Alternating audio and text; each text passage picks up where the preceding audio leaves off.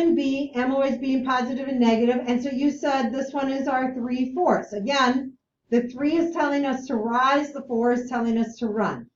Why does that get important? Because all of a sudden I'm number 4. And in number 4, as I look at that one, what do I have, Christian, for number 4 for the M?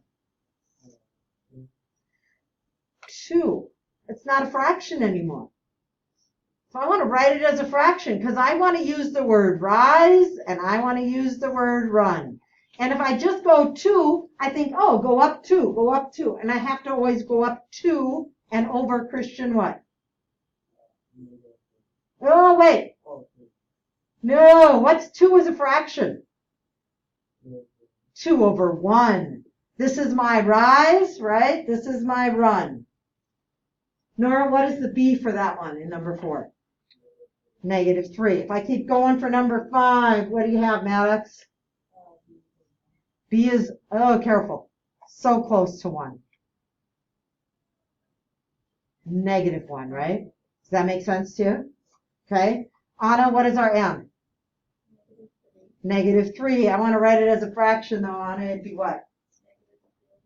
Okay. So let's go through and graph a few. The one that I had a lot of people have some problems on. In number 8, the M should have been -1. And again, I might write that as -1 over 1. And the B is 3. The M here is 4. Is there ever an X with any of my M's up here? Anyone see an X with any of them? No. Don't put an X with the slope. The slope is simply a number. If you put that on the final, I'm marking it wrong. Some of you did that on your test. You told me the slope is 4x. No, it's not. The slope is 4. The slope is 4 over 1. My B here, what was my B in this one, Terriana, in number 9? 0. I want you right now to go through and plot all the B's on your graph. Always on the y-axis, okay? Always on the y as we are looking at it. So I started in number 1 with a point at 1. We said the slope was 2/3. 2/3 meaning, as I look at that, Charlie, should it go up to the right or down to the right with my rise and run? Up to the right. So I'm going to count up 2 and over 3. Now I can't go up 2 again and over 3, so I'm going to go back to this beginning point and go down 2 and go back 3. And when you take the final on Thursday, I'm going to give you a nice ruler to draw a nice straight line. But at this point, it goes through the letter F. So because it goes through that letter F, down below it says, once you find the letter that your graph goes through, cross it off down below. So I go down to where the letters are, and I see the letter F, and I cross it off. Okay? So let's do number 4. Number 4, we started at -3. The slope is also positive. Since it's positive, Natalie, you ready to tell us what to do from this beginning at -3? Up 2 over 1. Which way? Do I want my line to go up to the right or up down to the right? All right, up 2 over 1. Up 2 over 1. I'm going to keep doing that. But I notice there's no letter up that way, but if I go down 2 and go back 1, I can see that it's going to go right through that nice letter K. So I go down below and I cross that up. Do you not have your glasses with today? Number 2 at a +1. We now have a negative slope. Negative slope tells me, Jeannie, to go in which direction? Up to the right or down? Down. Down. So this number right here tells me my line has to be slanted this way. So I am going to go down how far, Jeannie? 2. Down 2 over 3. I can't do that again, but I can kind of think, oh, it's going to go through out. So now I go up 2 and I go back 3. And it goes through the L. And I always want to put arrows on my lines. Okay? I don't want to have segments. They're not just little segments. They're lines. So, our number 9. And number 9 said B is 0, which we graphed at 0, 0. Yeah. We said the slope is 4, Jordan. That means 4 over what? 1. It's positive, so I know it has to go up like this, and this is a really steep one. Now, if it's like 1/4, 1/4 is really flat. 4 over 1, that means I'm rising 4. 1, 2, 3, 4, and the 1 tells me to go 1 to the right. Down, back from this point, 1, 2, 3, 4, and back 1. Oh, it goes through the S, right? So I cross off the S, okay? When is this test? It's Thursday this week. So, I can find the slope of a function. I would say that in your 10B, this is the review. It's questions 20 to 29, okay? So if you're writing that down, I can find the slope, 10B, 20 to 29. Where else did we just do that? We did that on 10A, right? It was the M. So as you look at that page 10A, are you writing this, Smiley? Write this down. You don't have to write the standard, you just need to put this part. I can find the slope of a function. There'll be 4 questions on that. I can find the slope. These are the 2 places in your review you'd want to take a look. 10B and 10A. I can solve multi-step equations with rational coefficients. That means you might have some fractions in them. You're going to have some distributive properties. There's going to be 4 questions, 16 points, about 4 points a question. This is where we're starting today in 10B, 1 to 21. Today I just asked you to do like 1 to 11 or 1 to 12, okay? If you get that done, you might go on to the next part, right?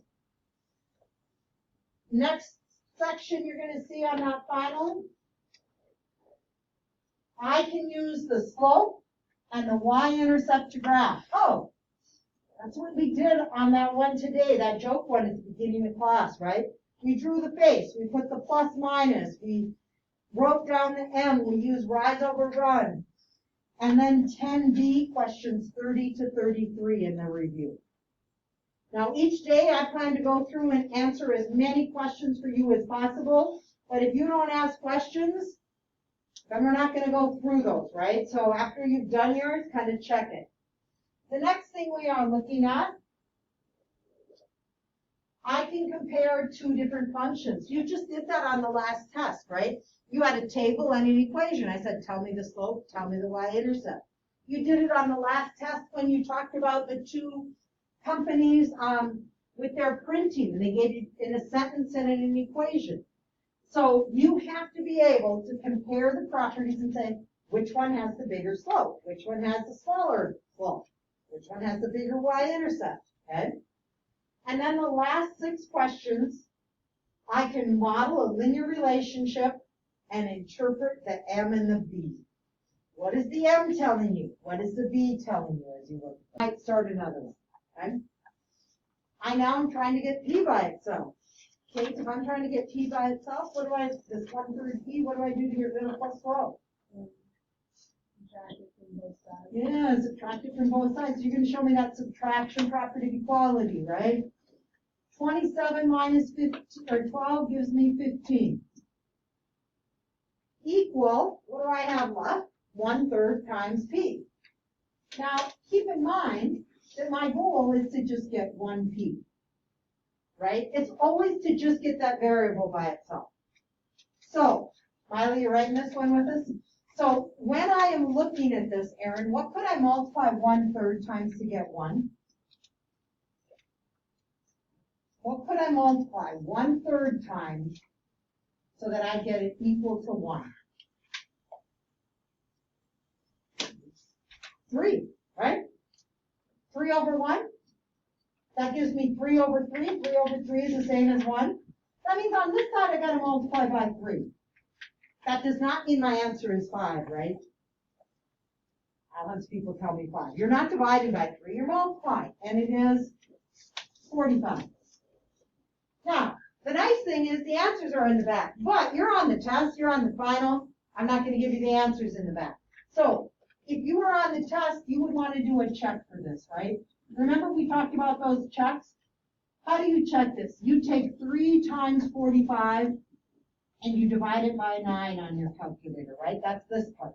3 times 45 divided by 9. Then you would add 12 and you would hope to get 27.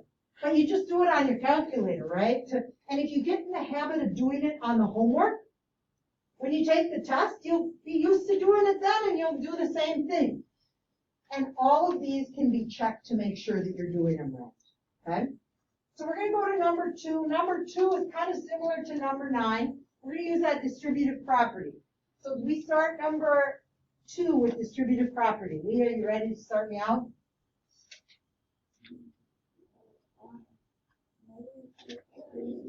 Yes.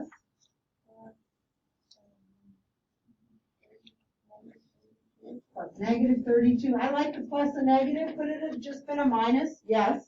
Okay. Jordan, on the other side of the equal sign, we're going to continue with that distributive property and get what? How about x? Keep the x with it? Okay. And then what'd you say?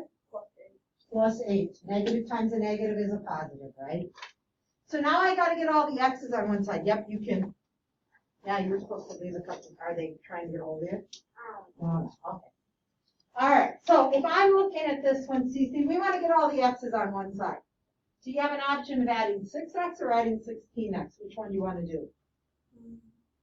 And it doesn't matter. Add the 6. So she adds 6x right below this one. Make sure you keep the x's with it. Make sure you're doing this with me, those of you that aren't. Write this one down and do it right with me. So we're going to write this one down. We're adding that 6x, so we have negative 10x plus negative 32. On this side, the x's are gone, and I have 8. Braden, what am I going to do next? Got to get that 10x, negative 10x by itself. Both sides, I get my answer for number 2 is negative 4. And I turn and look at the back, and I see x is negative 4, and I'm like, yes. Could I have plugged it in the equation to check it? Yes. Okay. So again, you're going to have some true or false questions when you look at these. The goal is get all the variables on one side and then continue solving. Okay?